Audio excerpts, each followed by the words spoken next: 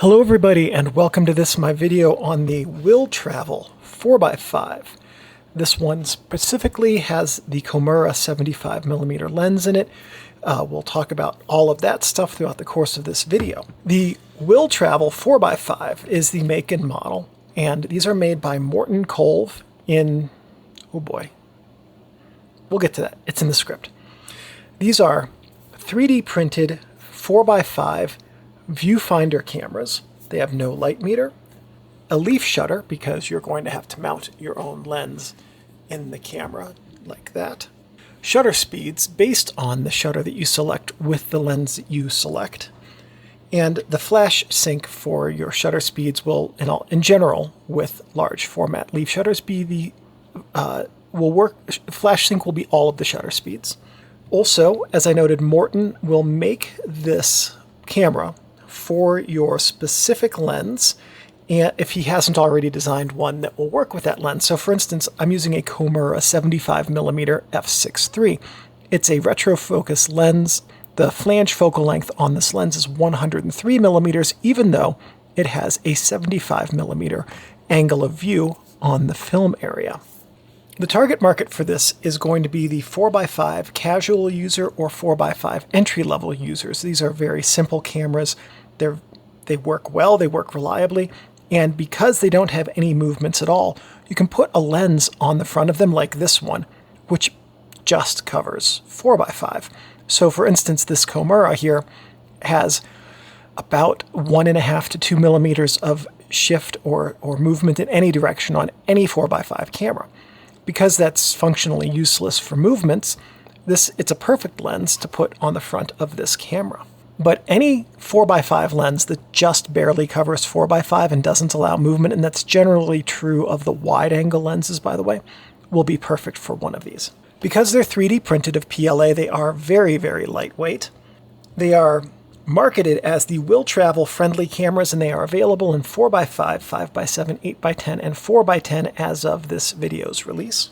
They also have multiple shock cord, that's the elastic cord right here, in handle colors. I picked black and orange, but I think he also has red, green, and white, and a couple of others. Don't quote me on the ones that are available. Also, if you have your own 3D printer, I believe that printable files are downloadable for you, but I bought mine from Morten because I don't have my own 3D printer.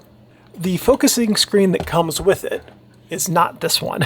It comes with a very basic blank focusing screen that's also, frankly, very dim.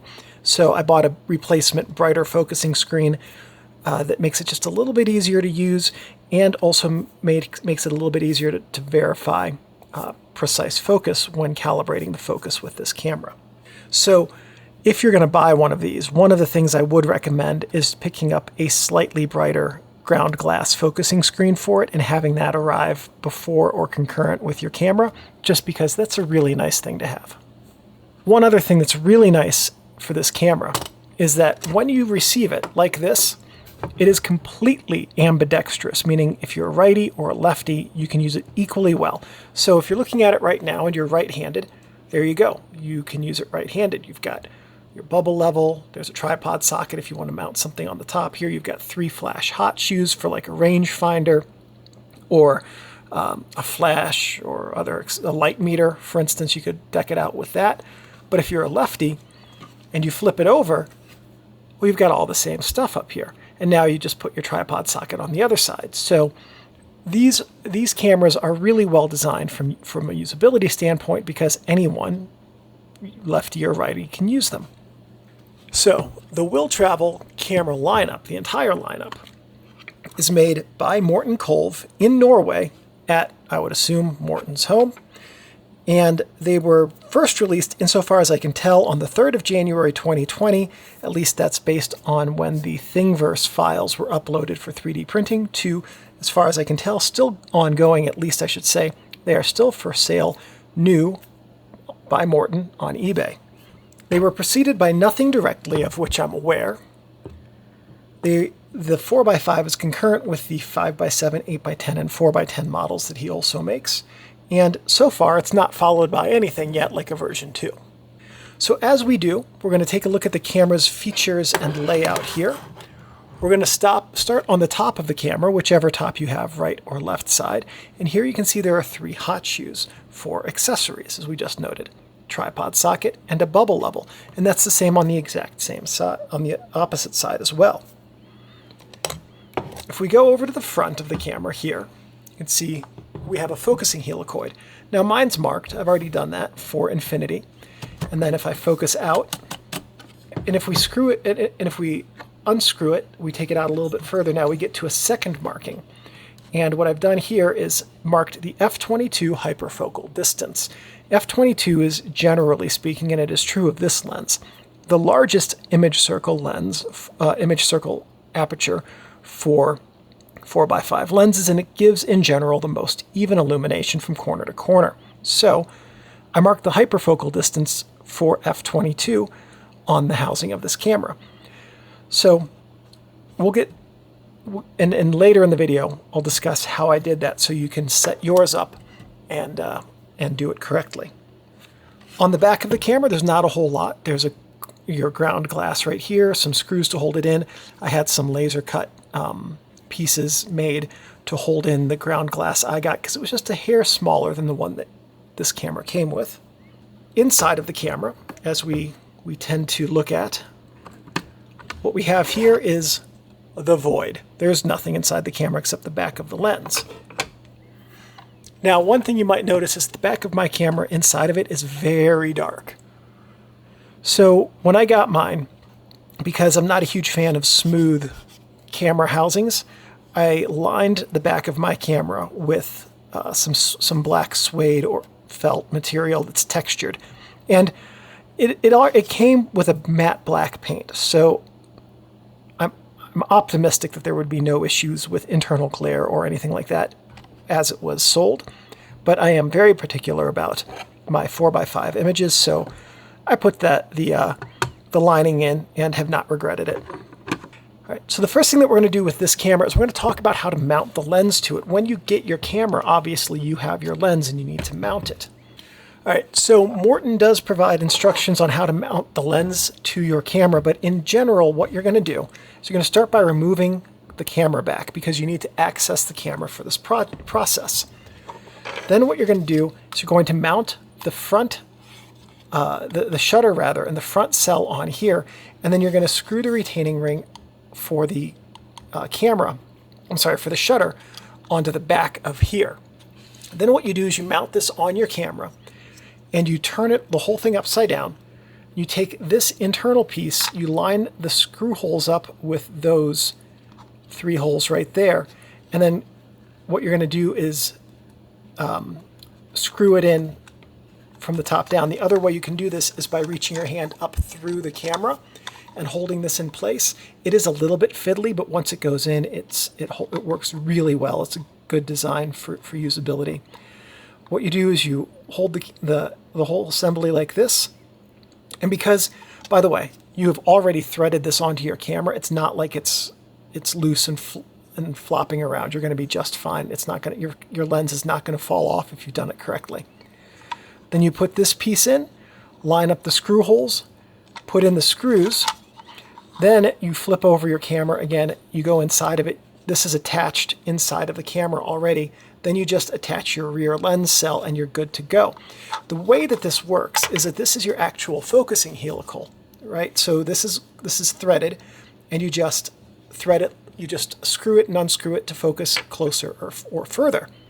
This part right here holds on to the inside of the camera. So the camera body fits into this gap right here. And this part keeps you from unscrewing the entire assembly and the front and the lens falling out, which would ruin your film, but much more so would probably ruin the lens that's on the front of your camera. So it did take a few minutes to get that done correctly. It was just a little bit fiddly, but it works. So now once you have that done, what you're going to do is you're going to thread this down. They all focus a bit past infinity. That's part of the design. Then you want to get your lens to open. So you open up your lens aperture and you make sure it's set to the widest setting. Put this on your tripod and you're going to point it outside your window to something like a light post that's a block away, or a building, something that is more than a block or two away. Infinity focus is 200 times the distance of the focal length of the lens. So with this, it's 103 millimeter focal length. 200 times that is however many thousands of millimeters. That's the technical infinity focus. So if you find something that's at least that far away, and you have this wide open, you set this on a tripod, you line it up in your focusing screen, and then you adjust your focusing helicoid until you get that in proper focus at your widest aperture.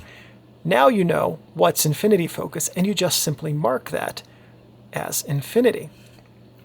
I want to step beyond that, and leaving it wide open, I've racked it out a little bit, and as I got further out, I closed it down to f22. I got my dark cloth, I put it over my head and the camera, got a magnifying loop.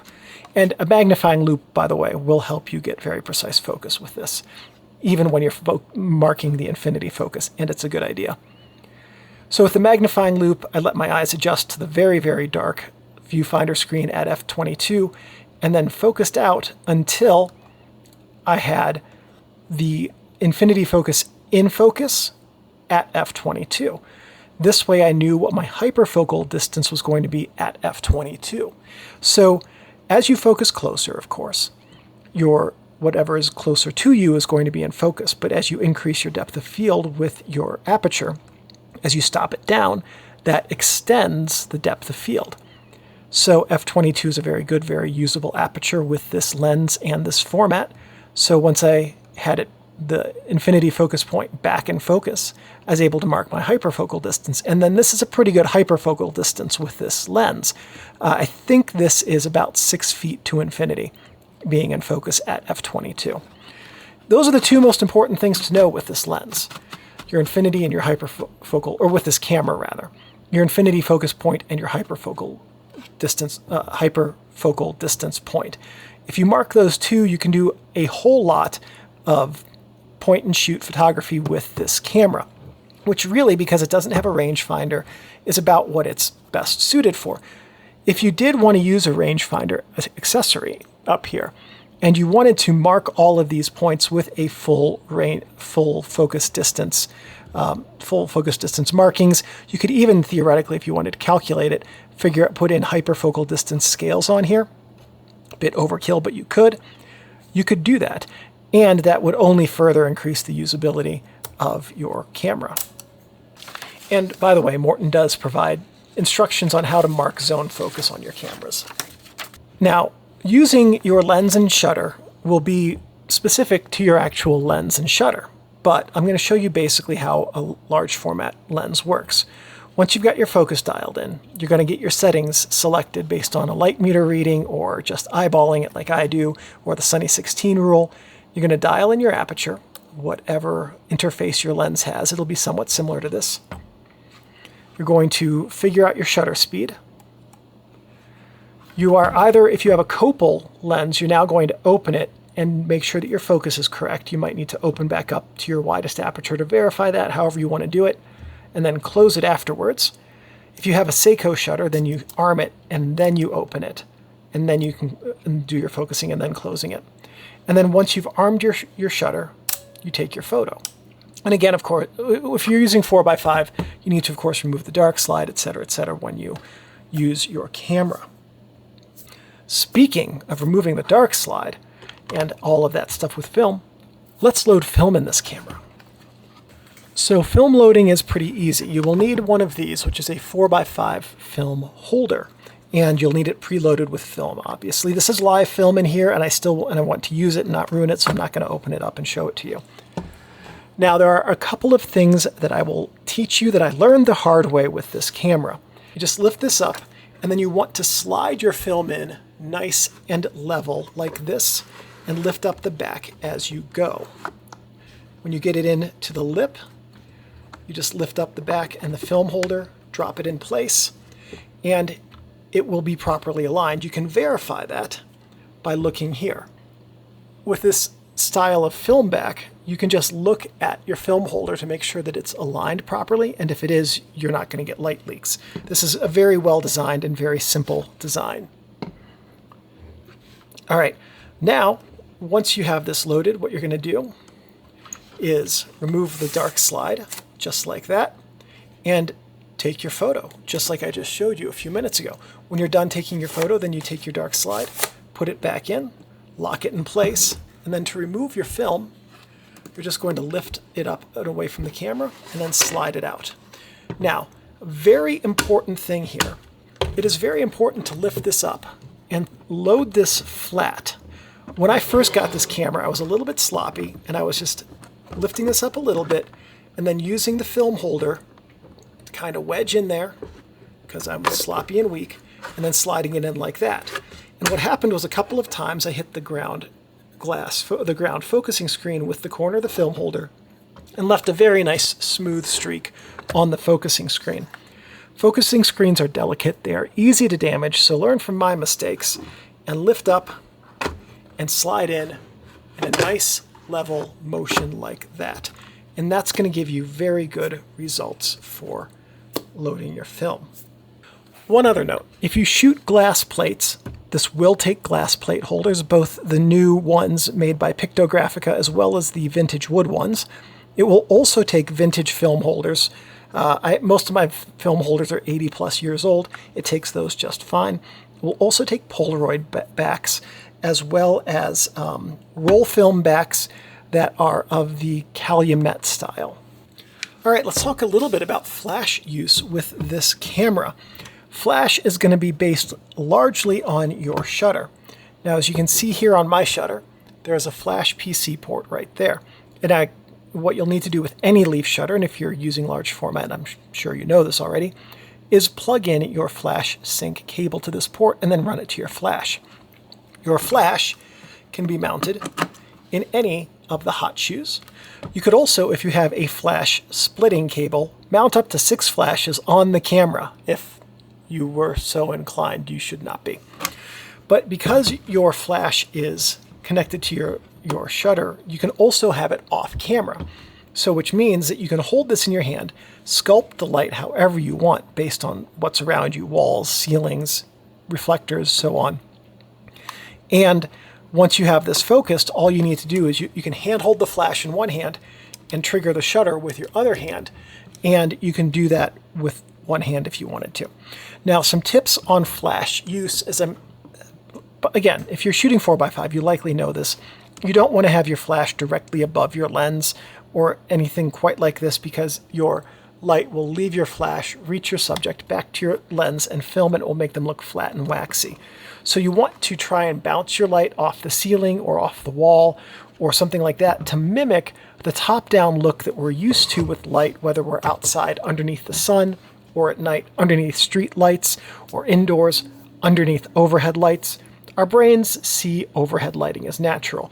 So one of the nice things about connecting the flash directly to your shutter is that you can have your overhead, you can position your lighting however you want. You can use an RF adapter if you wanted to run a cable from your shutter to a flash RF release mounted on your camera. Now you don't even have to have your flashes in your hands. They can be wherever you want.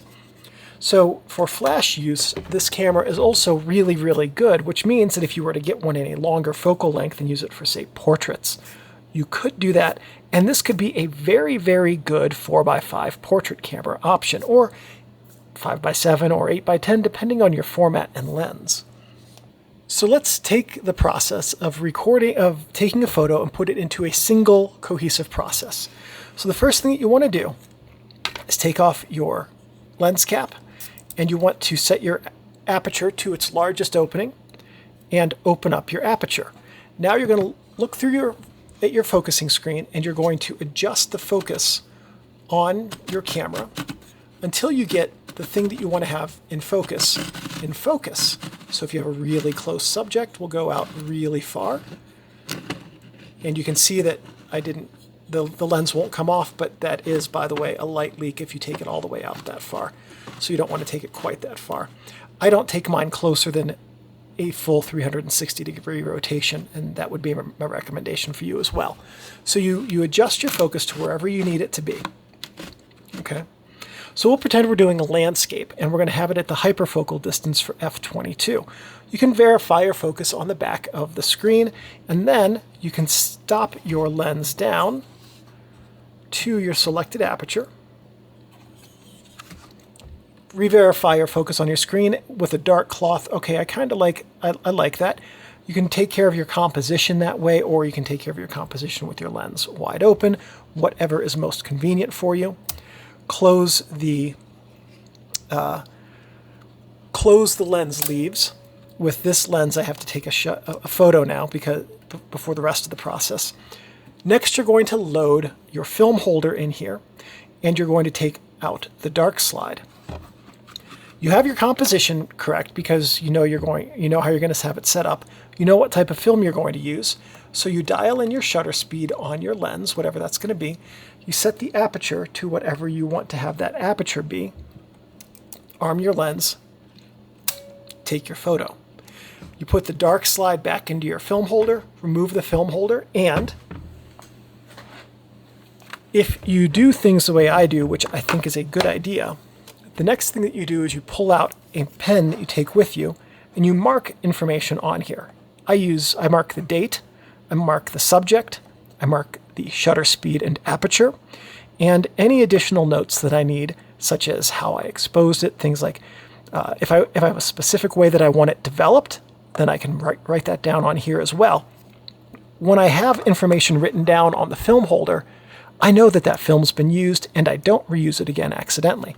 And then the last thing that I do is I'll put a line wherever I stop writing information here. That leaves me some blank space over here where I can record the developer that I used, whether it's DK50. Sometimes I develop film or whatever film, D76. Sometimes I'll use Dectol for film if I'm shooting an orthochromatic film. So then I can, when I get back to the darkroom, whatever developer I use, I write that down, plus the concentration, plus the time. Then when I put the film into the the negative sheet after it's been developed and dried and scanned, I put this in the negative holding sheet. This stays with it.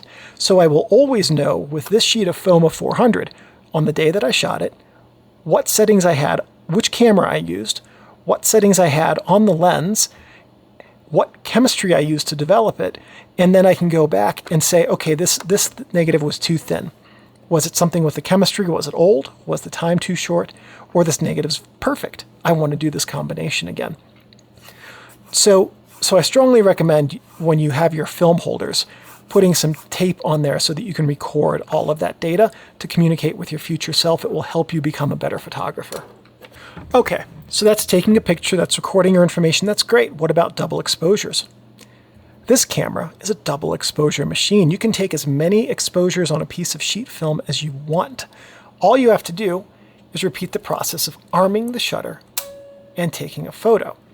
Now, when you take a double exposure, film expects a certain amount of photons to reach it. So if a proper exposure is, let's say, 1/125th of a second at f16, let's pretend that's correct. All right, so we have 1/125th of a second and f16. If we take a single exposure with those settings, we'll have a proper exposure on our film. But if we do two, we'll end up with too much light on our film. The negative will become very dark. Another term for that is dense or thick.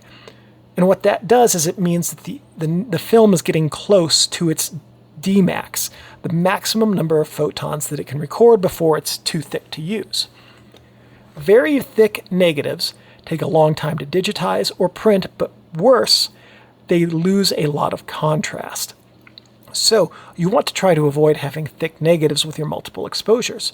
So if you're going to take two photos, and we know 1/125th and f16 is the correct exposure, we need to cut the amount of light reaching the film in half. We can do that either by switching to 1/250th of a second, or if we really want to use 1/125th, by going to f22. Either one of those options will allow us to cut the amount of light in half. And then once we've adjusted our shutter speed or aperture, we take our first photo. then whenever we go back in and we can take our second one. So let's say, for instance, that you are out taking a photo of a building and you want to get a picture of it at sunset. And your proper exposure is f8 at 1/250th of a second. Okay. You also want to get it with all the lights on, but the lights inside the building aren't going to go on until after dark. And the proper exposure for that would be, let's say, 5 seconds at f8. We'll keep them both at f8 just for simplicity. What you can do is, in that case, it's a slightly different process because you're going to have a completely black background for the second shot. You would take a normal exposure for your first one, leave the camera there for however long until all the lights go on, and then take the second longer exposure as normal. And then the darkness from the background isn't going to affect your double exposure, but you'll get the lights being illuminated in the building as well as the sunset colors. That's an exception to the rule.